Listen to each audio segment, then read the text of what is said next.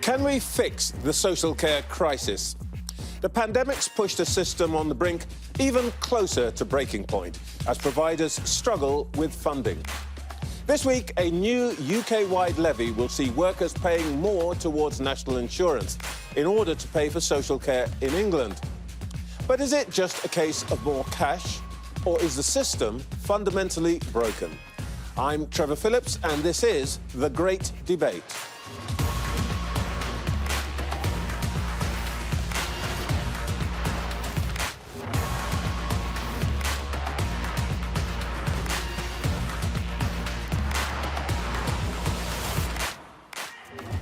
Boris Johnson made a promise to take on the challenge of fixing social care. Tonight, our viewers panel from across the country and across the world will have their say. They'll tell their stories.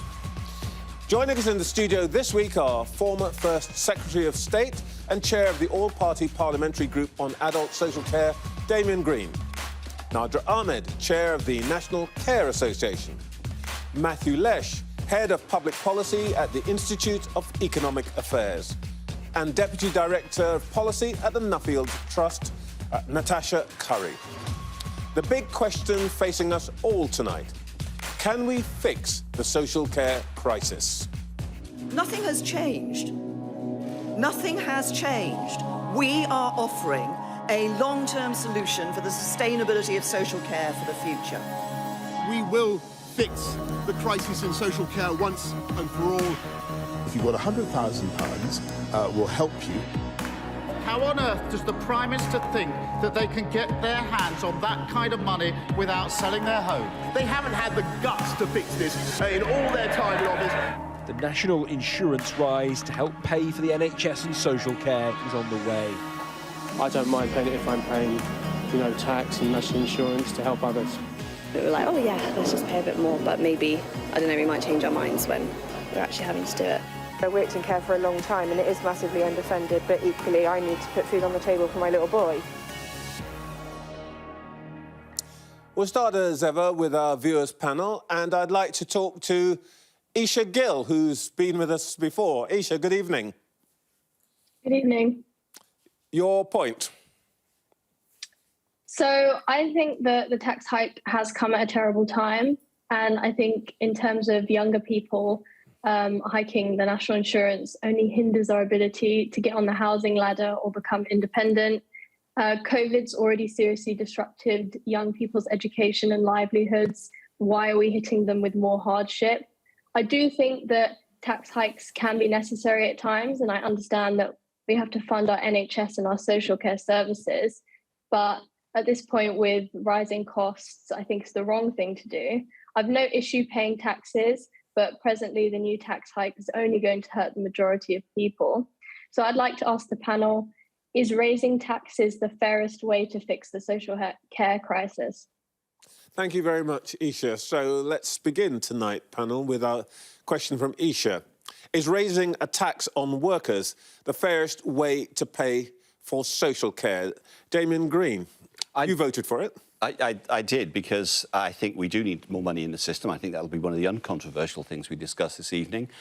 I've suggested in the past raising the extra money we need in different ways. I think we should encourage people to take insurance out against the possibility of having large social care costs. And one of the ways I would do that is particularly for, if you like, the older generations who've had the benefit of rising house prices, is to take a sliver of the housing wealth. There's £1.7 trillion worth of free money, free equity in houses owned by people over the age of 65. A sliver of that would go a long way to solving this crisis, and nobody would feel they couldn't... Is that what they call the death tax? Well, it's something like that, except it's not a tax. I think because you should get something for something, and I think people should be encouraged. There are many ways of doing it, to take out this kind of insurance policy. You could save for it throughout your working life. You could pay the premiums through your working life, or you could pay a one-off premium, as I say, out of a small amount of your housing wealth.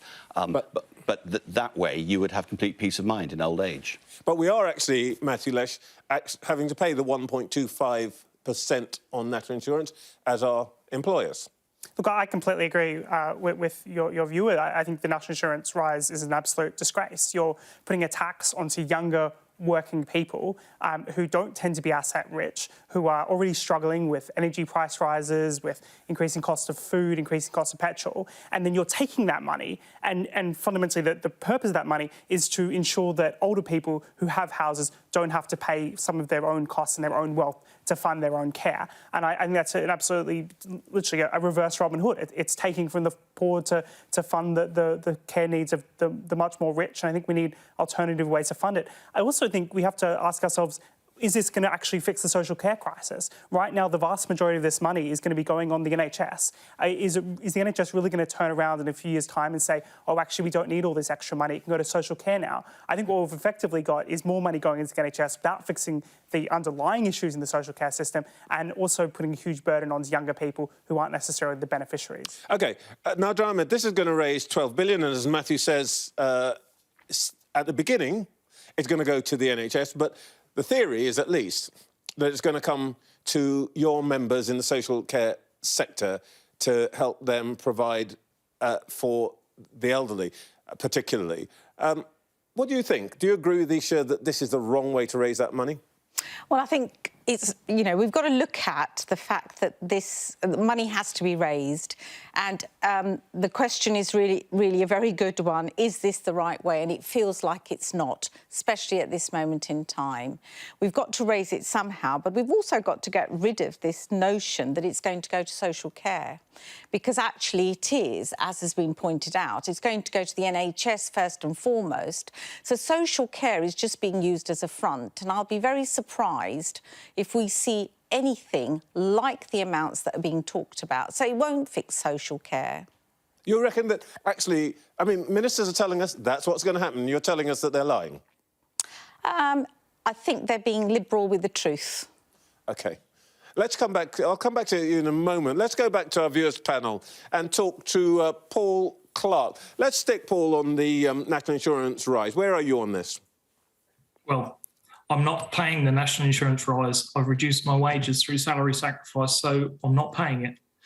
As far as I'm concerned, the NHS is a failed institution and no amount of money is going to fix it, so I'll have no part in it. My two sons, I pay private healthcare, I've got a private pension, I've got private dentists, private opticians, and yet when my children need to go to the dentist, they can't get in an NHS dentist. So what's the point in it? So you're kind of taking yourself off-grid when it comes to paying for health and social care. Is that the idea? I'm not taking myself off-grid because I'm paying private health insurance and I'm paying national insurance. I've done 32 years of the total 35 to get my full pension. As far as I'm concerned, the government had the money out of me and I'm not prepared to keep paying for everybody else. All right, let's talk to Phil Wills. Phil, you're in Cornwall. You've heard what Paul's had to say. What do you think? That makes sense to you? Well, yes, it does. Yeah, I mean, my story is my son is 21. He's severely autistic. He lived at home until he was 11. And then he started to self-injure, and he injured himself to such an extent that his life was at risk. So he was hospitalised at 11 years old. And then he was sent away to Birmingham, and we're in Cornwall. And he ended up staying there for 3 years in a specialist unit. He's 21 now, and he never will live with us. He can't because of his injurious behaviour. My son now has the care that it's, I think, his human right to have. Paul, you may say this is an exceptional case, but actually there are many families in that kind of situation. That's what the system pays for. Yes, there are. And like my parents both worked. My dad started work at 14. He finished work at 73, and he passed away 2 years ago at 76. And the NHS, my mum died of terminal brain cancer 3 years ago, and the NHS completely failed them with misdiagnosis and terrible treatment. And I will have no part in supporting that. Yes, there needs to be something for this gentleman's case, and my heart really does go out to him for having children like that. And it does need to be funded somewhere, but the NHS is broken. and the way it is funded does not work.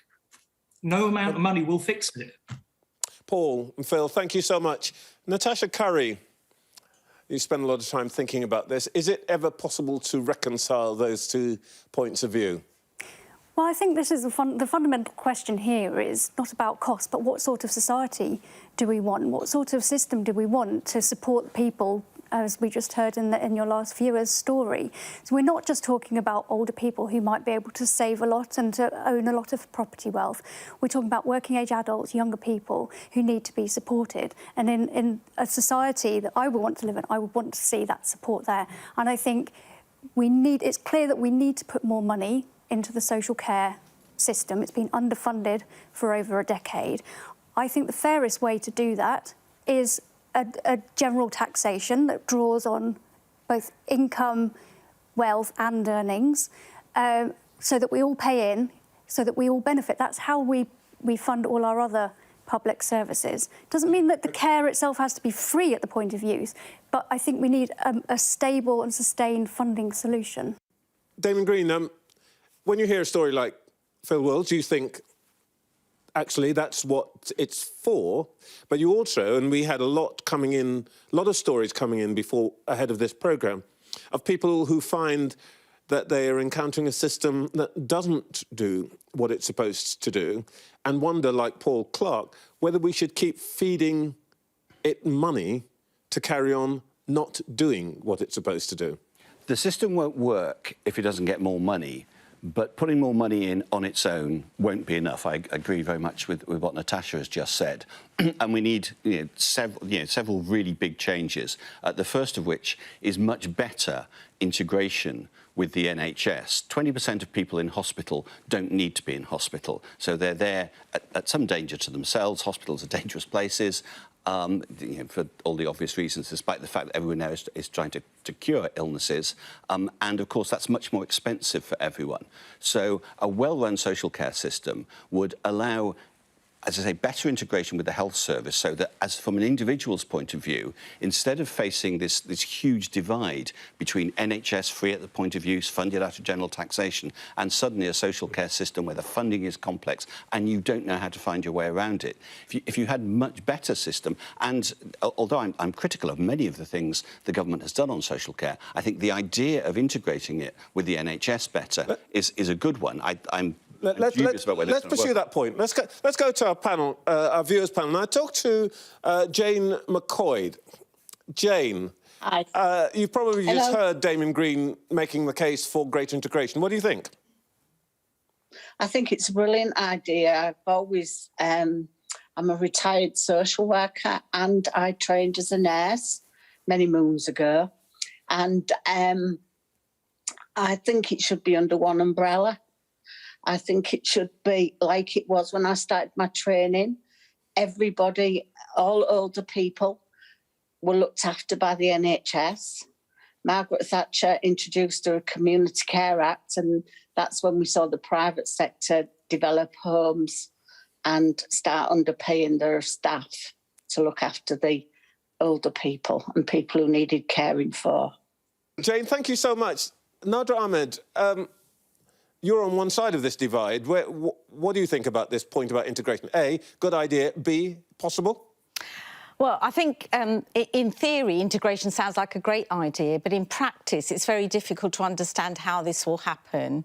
And I think it's really interesting because the comment made is that, it was after the Community Care Act that the private providers came in and it's caused that issue. The reason we came out of local authority funding was because it was far too expensive. They couldn't manage to run their services on what they were being funded. And the independent sector showed that they could be innovative and cut the costs. And that's why it went where it went. However, it hasn't been funded properly. Now, integration itself, I'd love to know what we actually mean by integration, because will that mean that social care just gets subsumed and that there is nothing? Because at the moment, social care is just being ignored. Right. We are probably going to come back to ask that question a little later.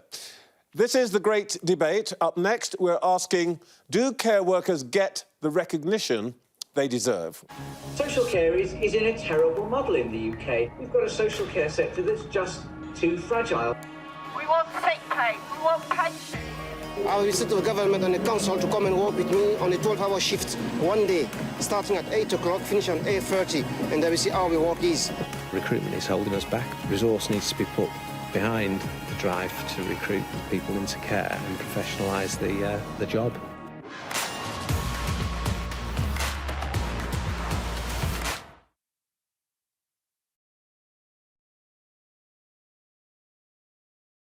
There's a lot of road between here and the future of Will Smith. He's a major star and a major talent, and it was an unfortunate gaffe in his life and career. But there's a lot of damage control to do. But they clearly, saw that this was an option with very little downside. By the way, Variety is reporting, as others are, that he can still vote, he can still compete for Oscars. Basically, he took himself out of the line of fire. In a town ruled by fear and everyone, having handlers telling them what to say, a lot of people are very frank and outspoken. Jim Carrey has been very outspoken about this. Bill Maher, not surprisingly, the American comic. Denzel Washington this weekend was with a pastor, a religious figure named T.D. Jakes, and talked about what Will Smith referred to. And saw this through a religious prism, that this was, a spiritual moment, not for the good, of course. I actually think that Will has an opportunity to volunteer for working with troubled youth, doing volunteer work, counseling. I think they're going to grapple with this in a very serious way. He already has taken full responsibility and taken this very seriously. He's not being glib about it at all. So I think continuing down that path of taking this very seriously, trying to understand him, provide some context for why and how this might have happened. But it definitely punctures an image of a guy who I think is extremely beloved and a terrific talent. He's an amazing major guy.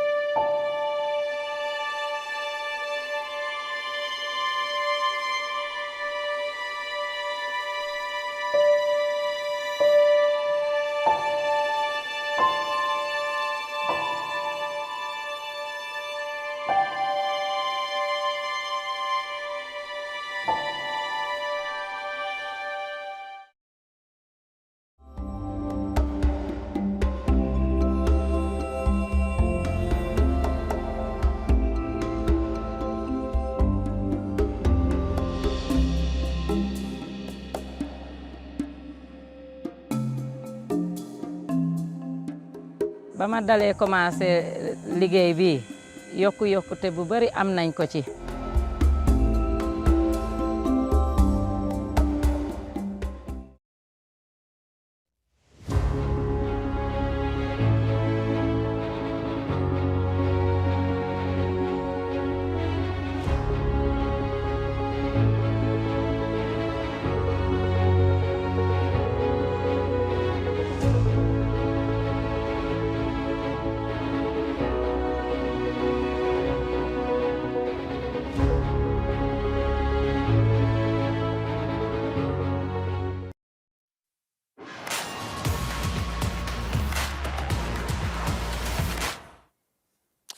Welcome back to The Great Debate, where this week we're asking, can we fix the social care crisis?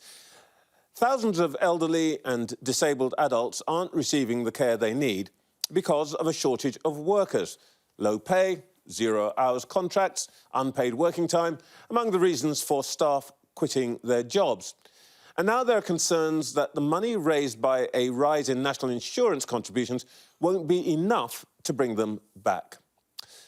We'll start again with our viewers panel and talk to Jan Swaby. Good evening, Jan. Good to see you. I've just recently started to need help with my father, and initially I found it very hard to get any information or any idea of what help was actually available.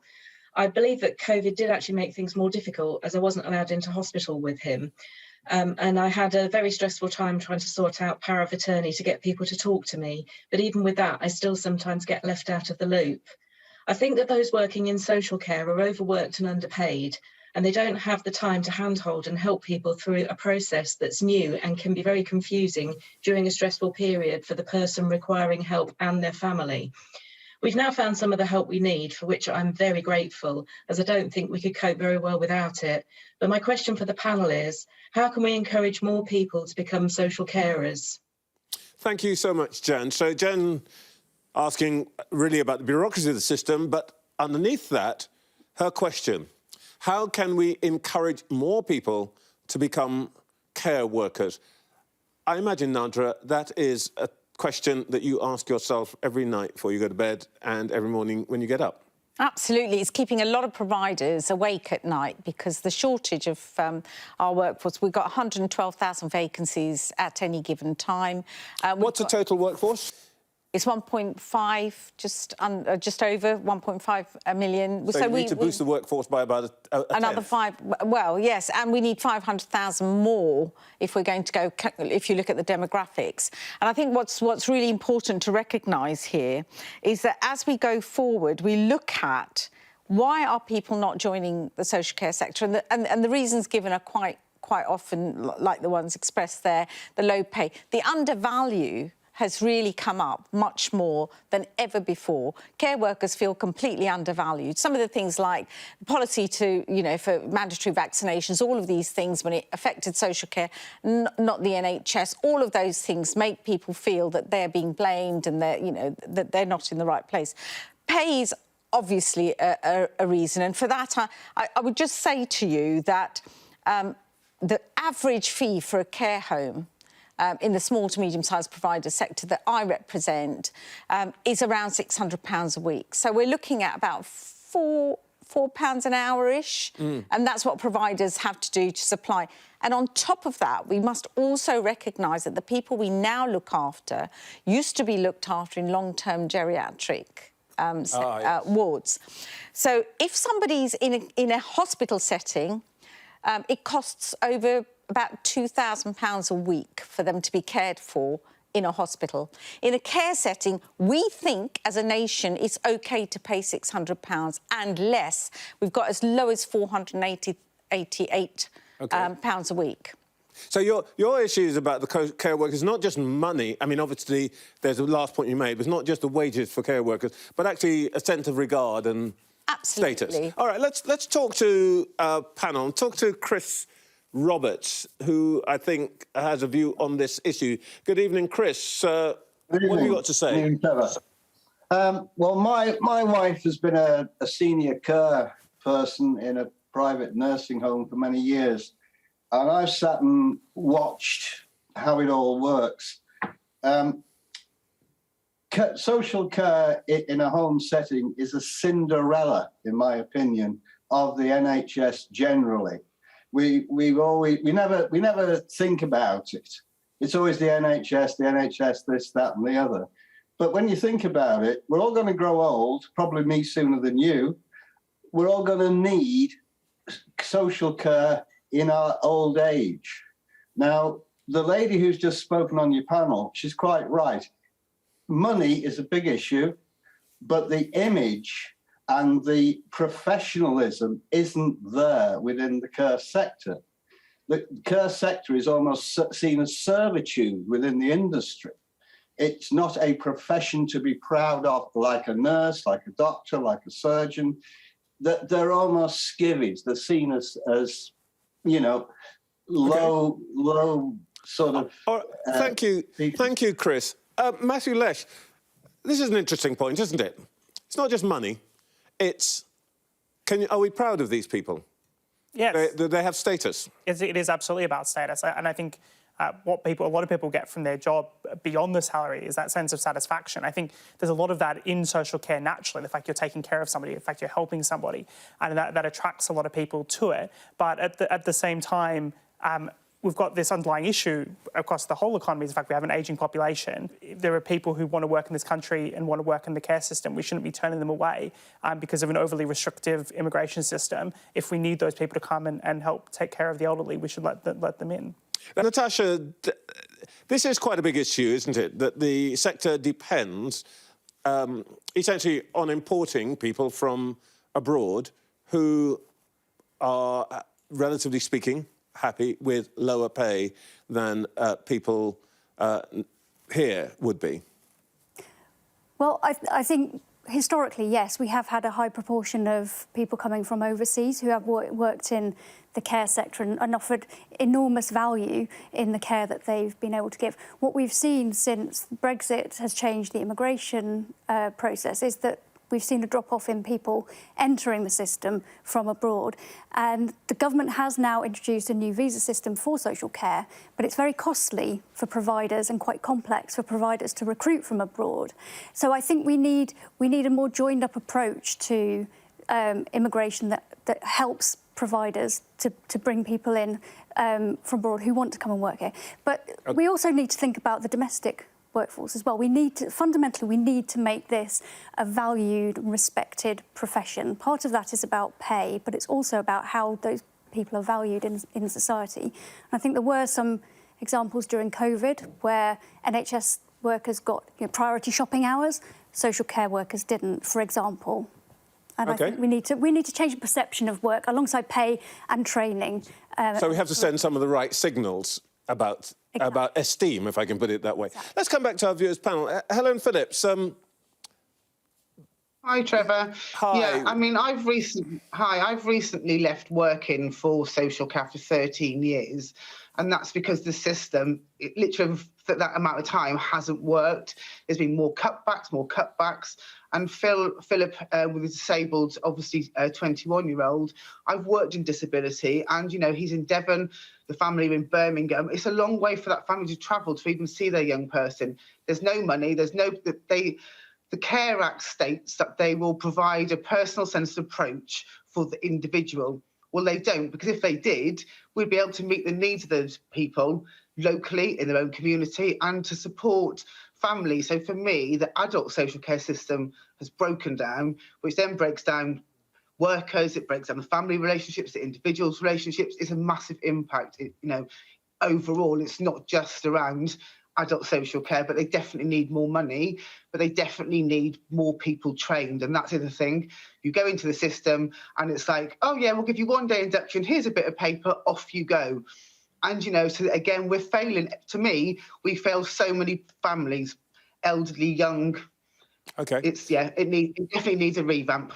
Thank you, Helen. Damien Green, I mean, we're hearing a story about the need for greater status for workers, but, of course, some professions or some areas of work have been, for example, turned into all-graduate professions, and that, of course, changes them. Is that what we need here? What can we do about that? No, I think we absolutely need higher esteem. I think there are some sort of unchallenged assumptions that we've had the last few minutes.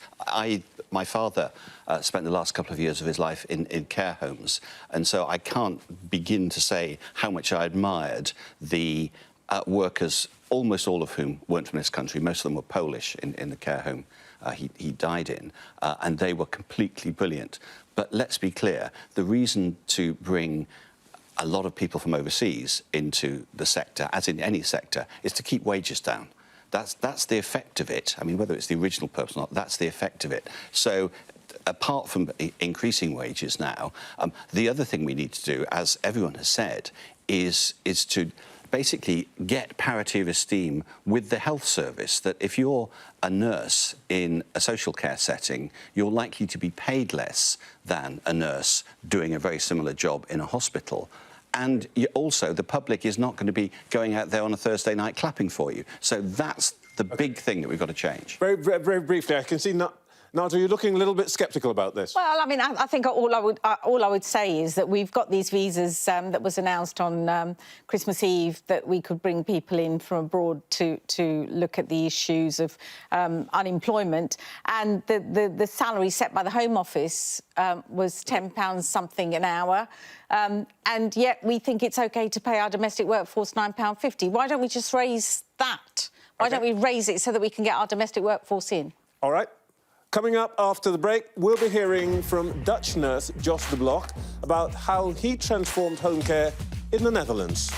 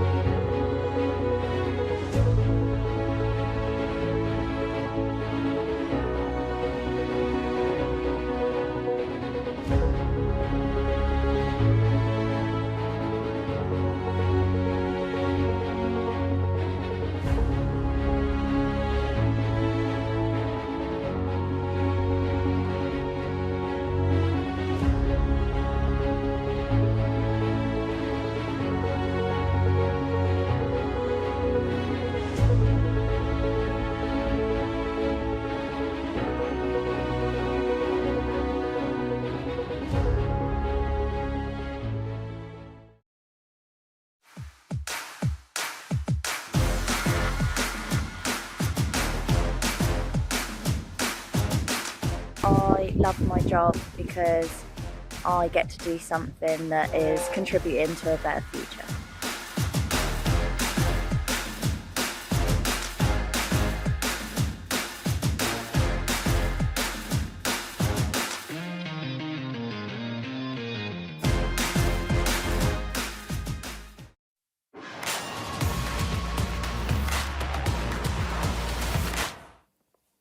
This is the great debate, and we're asking, can we fix the social care crisis?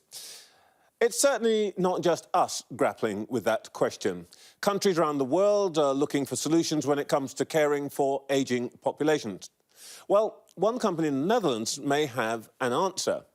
Buurtzorg is a brand new model of social care that allows vulnerable people to live independently. And here to explain what it means is its founder and chief executive, Jos de Blok.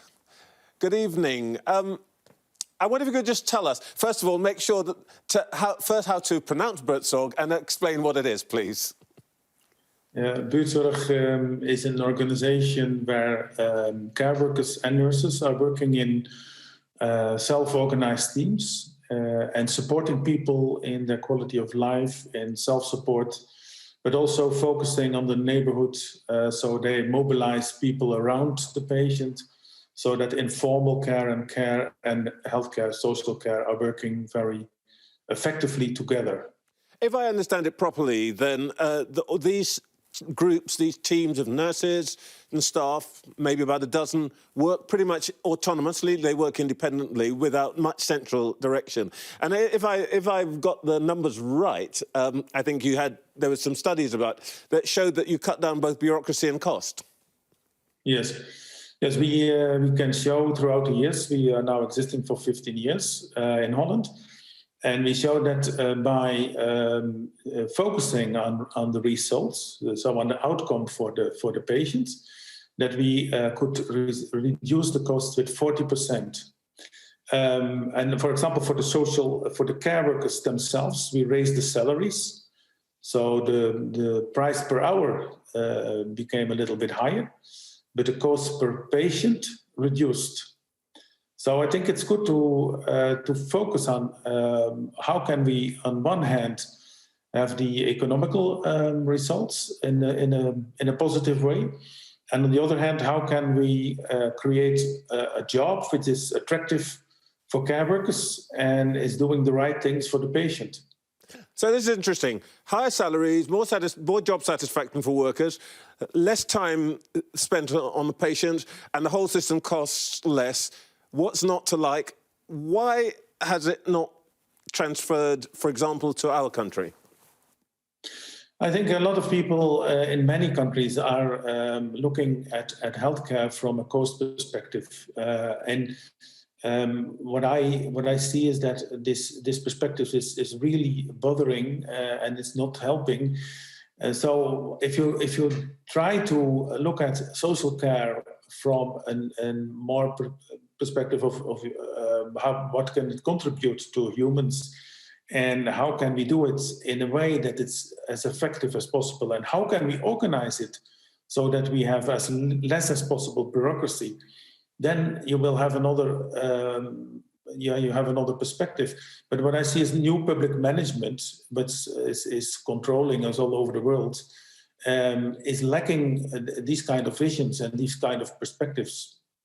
Joseph Block, thank you so much for talking to us. I think we could probably learn a great deal from this. Thank you so much. Thank you. Let's go back to our viewers panel, and I think we're going to talk to Jackie Skip in Rugby. Jackie. Hi Trevor. I've worked for the NHS and I've also worked for a social work team, and I would like to see the NHS and social care join back up together again for lots of reasons. I think it would promote better communication, it would be more joined up working, it would prevent duplication of some tasks and some areas, while other tasks, other things are falling through the gaps between the two departments. And my question to the panel is, what can England learn from other countries' systems? Thank you very much indeed, Jackie. Jackie's question, what can England learn from other countries' social care systems, bearing in mind that Wales and Scotland are very similar to us, so they're not exactly the same, because they're devolved. Natasha. Well, I think we can learn a huge amount from other countries, and indeed in much of my work I have been looking internationally to see what we can learn. And I think one of the things I've observed when we've looked at systems such as the Netherlands, Germany and Japan is that the debate doesn't start with how much will it cost and who pays, but as Joss was saying, what are the outcomes we want? What do we want people to be able to achieve supported by this system? And I think there's a different framing that we can really learn from. I also think in many of these countries they've gone for very clear systems, easily understood. They've gone for very consistent needs assessments, for example. So in Germany or Japan, it doesn't matter where you live or how old you are, what your conditions are. you go through the same need assessment process. And I think one of the issues in the English system is that it's very variable in terms of what you can access. So I think there are many, many things we can learn. And we can also learn from our nearest neighbours. As you say, the other nations of the UK are devolved and they have taken slightly different directions with their social care systems. All of them are undergoing reform at the moment. So I think we can learn a huge amount from their experiences as well. All right. Let's talk about countries which perhaps aren't exactly like this country. Rose Malenga-Buckle, you've got experience in Africa. Yes, thank you, Trevor. I'm a care home manager. I emigrated from Zambia 19 years ago. And in Zambia, we don't have a care system like we do in England. And those that are elderly have to be looked after by their own family or their own children. Now, if you are poor, then you are left to your own devices. You don't have anybody to look after you. A lot of British people don't appreciate what they have. Matthew, this is a pretty fundamental point, isn't it? For large parts of the world, actually, we talk about an elaborate system here, but in most parts of the world, it's the family, particularly the women in the family. That's it. And that's obviously the way historically we provided care to people. I think we have to be a little bit careful about assuming we can learn a lot from other contexts. Sometimes there are things to learn, but also different contexts have different cultural norms about, for example, where people live. In the UK, people often don't live anywhere near their elderly relatives because people move around the country a lot more. As a result of that, it's much harder to see a system in which people just take care of their own parents or their own grandparents. Can you take the system in Holland and maybe that works very well in theory, but can that actually be implemented in practice right across the country, across lots of different council areas? I'm not certain. Maybe it can, maybe it is a great idea. We just have to be, I think, a little bit sceptical when it comes to what might sound great in theory might be very hard to copy and implement in practice in the UK. Yes, Natasha. Can I just come back to that? And I entirely agree, context really matters. And with social care, it's so important that it's embedded in the social cultural values of our country. I think what we can learn from other countries is their approaches and the principles on which they've built sustainable and effective systems. So I don't agree with dragging and dropping the same system, but I do think we can learn a lot about approaches and principles that they've followed. I want to talk to Ed Solomon because let's bear in mind, Wales is a different country to England, and I think your experience may be a little different from what we've been hearing so far. Yes, hi, Trevor. Yeah, certainly. I mean, in 2013, I had an amputation due to glass in my leg. In Wales, the aftercare is brilliant. We get free equipment, free wheelchairs, worth £6,000. Equipment is fantastic. I'm not sure exactly the price in England, what the situation's like, but in Wales, it's brilliant. And the care I get is fantastic as well. The care I've had since 2013 has just been brilliant. And I never went into hospital until I turned 40. And now I spent the whole of my 40s in hospital. Ed? But, yeah. Ed, thank you so much. Damien Green, maybe we should all move to Wales.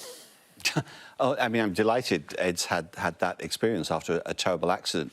But we heard somebody early on saying he wasn't going to pay for the NHS because he'd had a very bad experience of it. So people's personal experience, of course, colour this. But I thought our Dutch guest said something underneath that was really interesting, which was that he experimented in a way that allowed, as we heard, a sort of better and cheaper system. It was what's not to like, as you said. And I think the danger in this country, particularly of the extremely seductive argument of let's put it all under the NHS and it will be free and it will be wonderful. That itself is a questionable proposition. But even more, I think what that would certainly do is reduce the amount of experimentation and, if you like, social entrepreneurship that they've had in Holland, which seems to work. And that's one of the things I really think we should learn from abroad, that in other countries and other cultures, it's easier for people to have good local ideas and say, let's try them. And too much of our both health and social care in this country is actually stifled by a lot of bureaucracy. So you can't have good ideas and experiment with them in one area and say, hey, maybe we could try this across the country. All right, thank you. You're watching The Great Debate. After the break, we'll be asking a more fundamental question. Should people lean on the state for support or their families? Health and social care. It begins at home. People do decide not to come to care homes because of cost. Why should I have to sell my home to have continuing care before dementia? I didn't realise how unjust it was.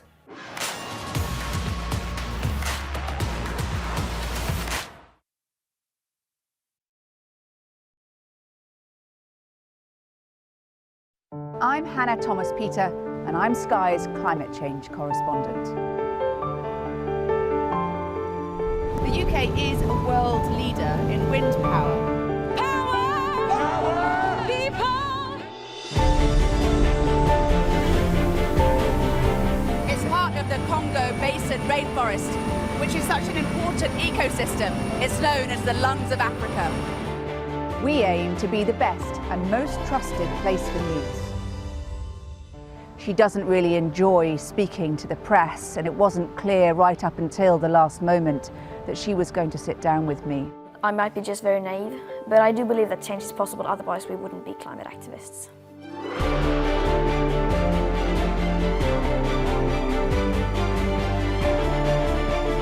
I'm confident for the last 30 years we have known how bad it is. I'm not here to apologize. I'm here to fight for the next step. You can see just the piles and piles of stuff, these sofas and people's desks and children's books. And you can see inside this home here, people trying to sort out their home. It's just been devastating. I think everything's at stake. The future of our planet, the future of the beauty around us, the future of you and me. The Ukrainian government is confirming that they are now engaged with Russian soldiers. Air raid sirens fill the airways. In the distance, artillery rains down. It feels very close to the centre of this one. They found this devastation to their apartment. Lots of people live here. Quite a few of the windows of the houses have been blown out by the blast. And it feels that it's changing each day.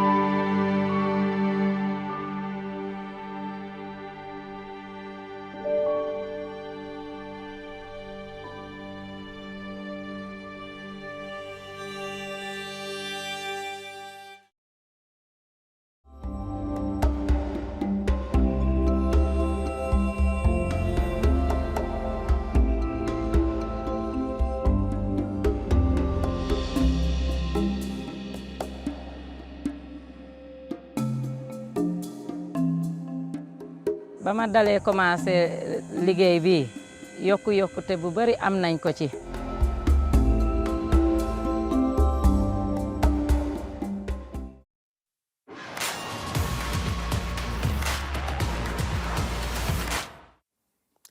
Can we fix the social care crisis? That's the topic of the great debate this week. And I want to go straight to our viewers' panel and talk to Zubair Khan. Zubair, good evening. Good evening, Trevor. You've got a question for our panel, I think. Yeah, who should be responsible for caring the most vulnerable people in society?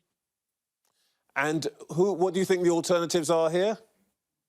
Well, I believe the social care needs to be fixed as a matter of urgency for our ageing population, and it should be free at the point of delivery for those that need it, and like the NHS, and it must not be means tested.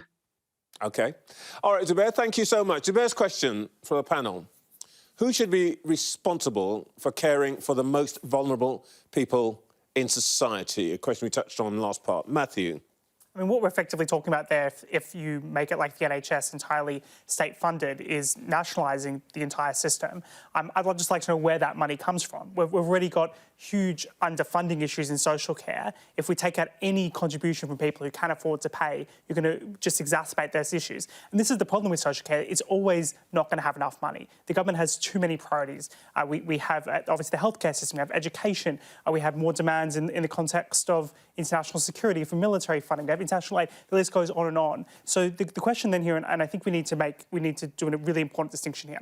On the one hand, you have people who are particularly younger adults who require social care, who haven't had the opportunity to earn income in their lives. And of course, the state has to step in to provide that care, and that has to be taxpayer funded. Now, you can afford to do that if at the same time you say to people who are elderly, who have assets, who can afford to pay, that they should make a substantial contribution to their own care. So the people who can pay should pay, the people who can't should have that subsidised. The problem with what the government's recently announced is it's not quite that. They're subsidising people who could afford to pay. All right, OK.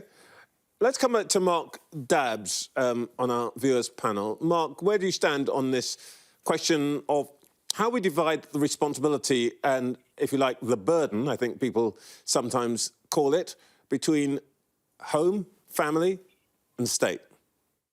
Good evening, Trevor. Yeah, well, I've worked in the health service for 35 years, you know, in NHS and home care and social services. And I think that, you know, the conclusion I've come to is that we should have some kind of private or insurance system. Let's go to Rachel D'Ambrosio. Rachel, do you agree with that, that we as individuals should be bearing more of the responsibility here? I definitely think that we all should be responsible, and obviously putting it through taxes is probably the only way to do it and to make it more responsible for everybody. Well, I think we're so lucky to live in a country where we have this wonderful system where everybody puts into the same pot and we can help everybody in need. I have a daughter who is 22 and has cerebral palsy, and she didn't ask to be disabled. She didn't choose to be disabled.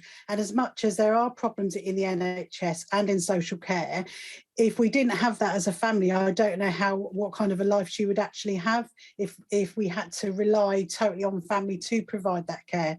Obviously, at the moment, I provide over 50 hours of care a week for her, which I'm very happy to do. But I do appreciate that as the years go on and I get older, I'm not going to be able to do that. Thank you so much, Rachel. Nadra, we seem to be coming down to a pretty straightforward choice here, that we need to move in the direction of spreading the load, as it were, in the way that we do, in theory at least, with the NHS. But there's some doubts about whether that actually works in practice, whether we get a good enough service. Well, I think what we've also got to remember is that when social care came into being, it was always means tested.